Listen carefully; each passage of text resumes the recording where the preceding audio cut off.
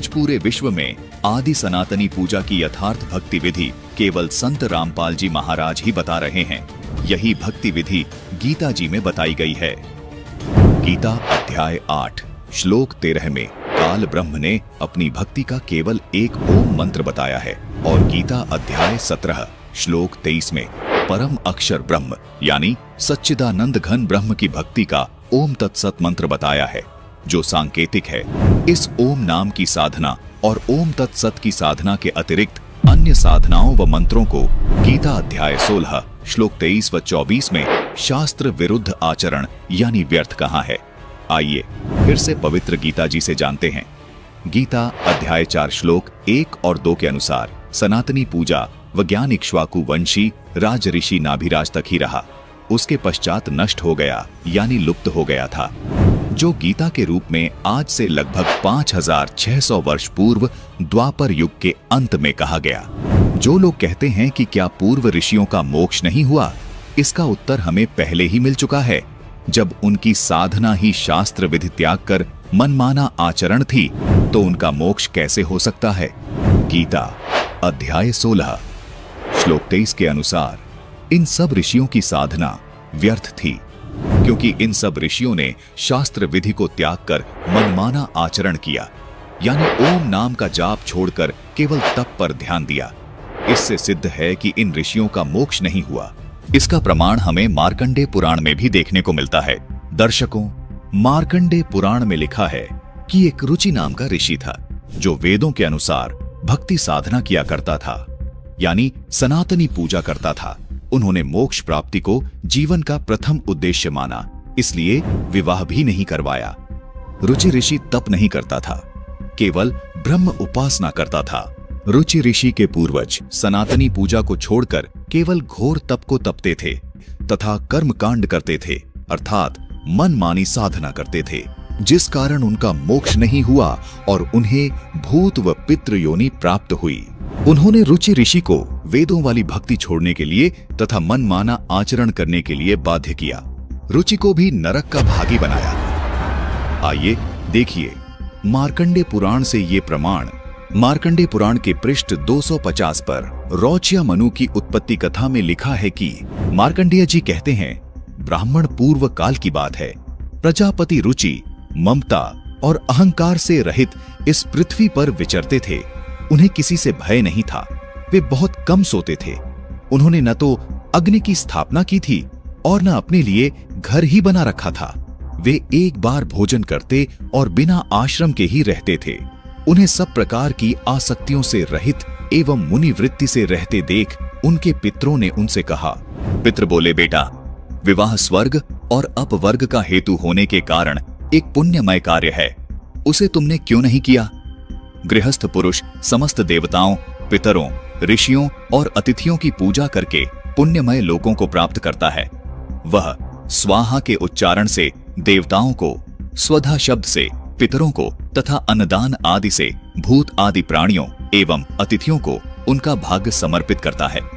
दर्शकों, यहाँ रुचि ऋषि के पूर्वज रुचि को अपने श्राद्ध निकालने के लिए प्रेरित कर रहे हैं और कह रहे हैं कि बेटा, हम ऐसा मानते हैं कि गृहस्थ आश्रम को स्वीकार न करने पर तुम्हें इस जीवन में क्लेश पर क्लेश उठाना पड़ेगा तथा मृत्यु के बाद और दूसरे जन्म में भी क्लेश ही भोगने पड़ेंगे।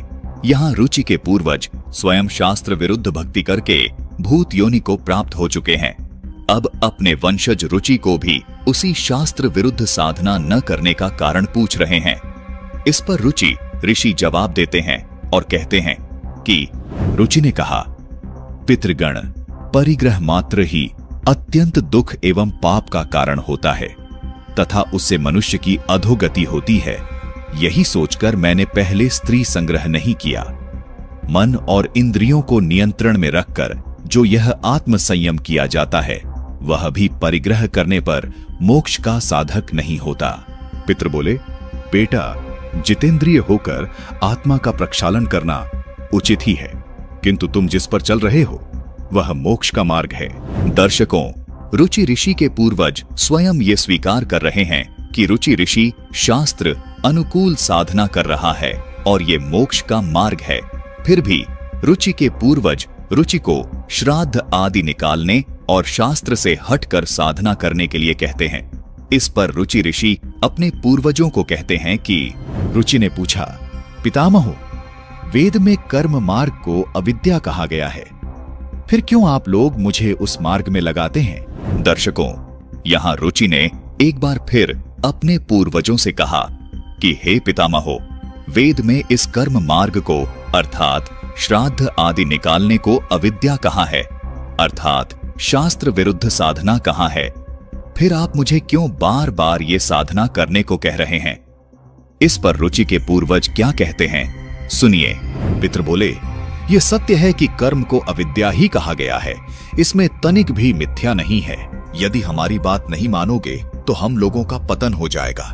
दर्शकों, जो सच्चाई जानना चाहता है उसके लिए मार्कंडेय पुराण का ये लेख काफी है कि किसी भी ऋषि का मोक्ष नहीं हुआ, क्योंकि वे सभी यही मनमानी साधना करते थे जो रुचि ऋषि के पूर्वज ब्राह्मण किया करते थे।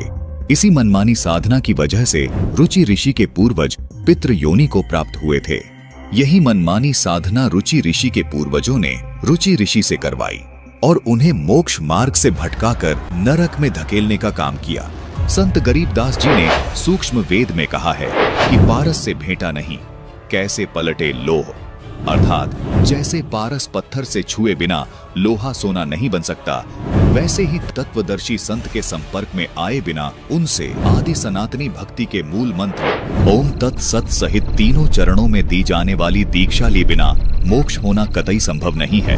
इसलिए शास्त्र विधि त्याग कर मनमानी साधना करने वालों का कभी भी मोक्ष नहीं हो सकता।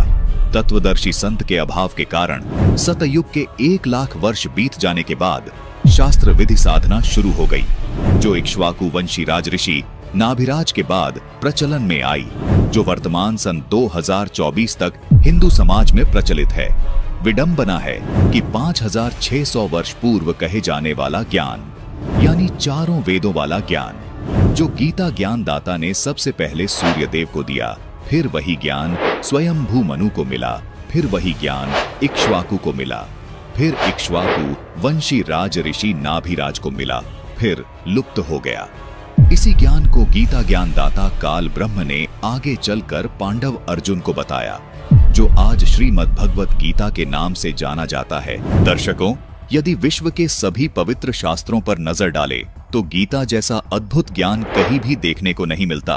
साथ ही आदि शंकराचार्य जी का धरती पर जन्म लेना भी हमारे लिए बहुत महत्वपूर्ण सिद्ध हुआ, क्योंकि जिस समय बौद्ध धर्म का प्रचार तेजी से हो रहा था, जिस कारण पूरा हिंदुस्तान नास्तिक बन सकता था, उसी समय आदि शंकराचार्य जी ने हिंदू धर्म की स्थापना की, जिस कारण आज लोगों की आस्था भगवान में बरकरार है।